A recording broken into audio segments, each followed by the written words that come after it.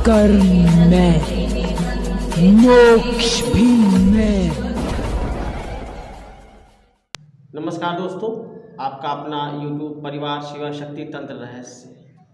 आज हम आप लोगों को जानकारी देंगे कि अगर आप साधना करते हैं तो साधना में शक्ति आपको दिखाई क्यों नहीं देती और आपके बुलाने पर शक्ति क्यों नहीं आती। इसमें जैसे कि बहुत से हैं जो अप्सरा साधना करते हैं। ऐसे साधक साधना तो करते हैं लेकिन उनमें कुछ कमियां होती हैं जिन्हें वो समझ नहीं पाते हैं और साधना संपन्न हो जाने के बाद उन्हें कोई लाभ नहीं मिलता है और ना ही साधना जब करते हैं तो साधना के समय उनको कोई अनुभव होता है। तो इसमें कमी कहाँ से आती है? आप लोग साधना करते हैं, 2-2 घंटे 1-1 घंटे जाप करते हैं, मेहनत करते हैं।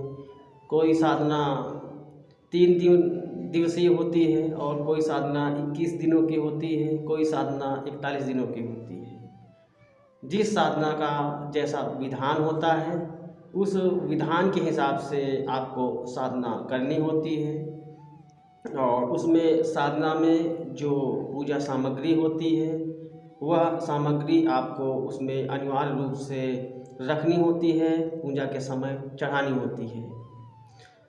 तो इसमें दिक्कत कहाँ से आती है ये समझने की बात है।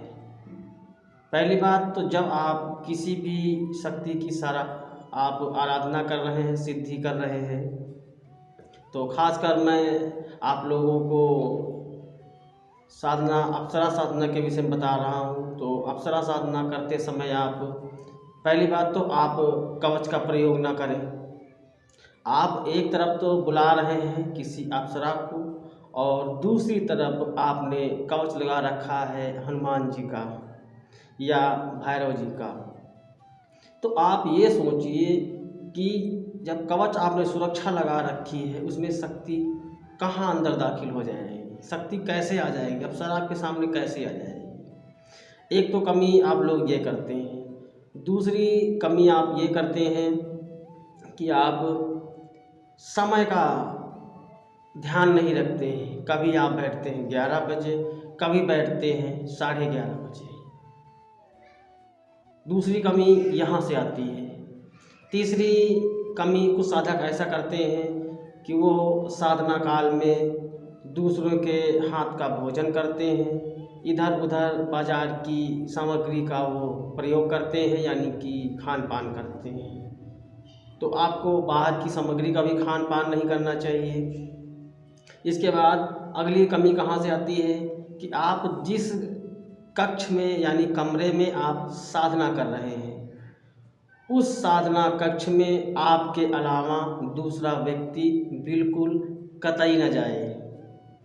अप्सरा साधना में उस कमरे में हमेशा इत्र छिड़का जाए, खुशबूदार पुष्प रखे जाए और जो साधक है वो भी अपने ऊपर इत्र खुशबूदार लगा के रखे। इसके बाद जिस साधना कक्ष में आप साधना कर रहे हैं उस कक्ष में ही आप शयन करें, यानी कि वहीं आपको लेटना है, वहीं आपको सोना है। साधना के समय किसी भी तामसिक भोजन का आप प्रयोग नहीं करेंगे। आप अगर नॉनवेज अंडा वगैरह खाते हैं, ड्रिंक करते हैं, आप बिल्कुल कतई ना करें। पूर्णतः अगर आपको 21 माला जाप करनी है तो आप नित्य 21 माला जाप करें। उसमें कहीं भी आप ना ज़्यादा करें ना कम करें। कुछ मेरे साधक भाई ऐसे हैं, साधिकाएँ ऐसी हैं, कभी समय उनको होता है, उनका मन करता है तो 21 माला का विधान की होता है लेकिन वो करते हैं 25 माला 30 माला। और कभी 21 माला का विधान होता है, अगले दिन या 2 दिन के बाद साधना में आलस आता है तो कर लेते हैं 11 माला। ऐसा बिल्कुल नहीं होना चाहिए। साधना की जो समय सीमा है बिल्कुल एक रखनी चाहिए। जो साधना में पूजा सामग्री आप भोग में रख रहे हैं बिल्कुल नित्य रखनी चाहिए, जैसा कि साधना में नियम हो। और अगर आप 21 माला नित्य जाप कर रहे हैं तो आप नित्य 21 माला जाप करें। अगर आप ऐसा करते हैं तो आपको अप्सरा साधना में पूर्णतया कामयाबी मिलेगी। और आगे मैं अप्सरा साधना अपने चैनल पे दूंगा और प्रयास करूंगा कि आप लोग उस साधना को ज़रूर करें। और ये जो तौर तरीके हैं, अगर आप इनको फॉलो करते हैं, इन नियम कायदों को मानते हैं, तो आपकी साधना ज़रूर कामयाब होगी। इसमें कोई संशय वाली बात नहीं है। आशा करता हूँ ये छोटी सी जानकारी आपको ज़रूर लाभान्वित करेगी। इसी आशा के साथ विदा लेते हैं। नमस्कार। जय शिव।